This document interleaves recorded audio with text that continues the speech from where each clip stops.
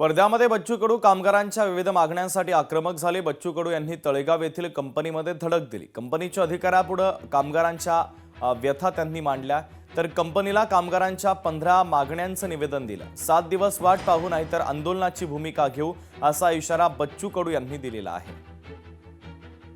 स्वरूप जर फॅक्टरीचं पाहिलं तर कायम कामाचं आहे। म्हणजे काय होतंय का कंत्राटी कामगार केव्हा ठेवता येतं का जेव्हा कामच कंत्राट त्या पद्धतीचं सर कंत्राट पद्धती म्हणजे 2 महिने चालणारा 3 महिने लगातार नाही आहे, नियमित काम नाही आहे। तर तिथं नियमित कामाला जर कंत्राटी नेमत असेल तर ते कायद्याचं उल्लंघन केलेलं आहे।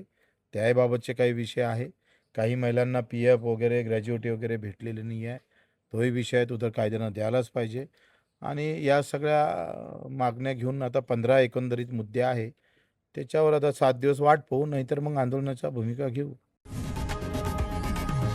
लोकशाही मराठी ऐका, पहा, जागरूक रहा।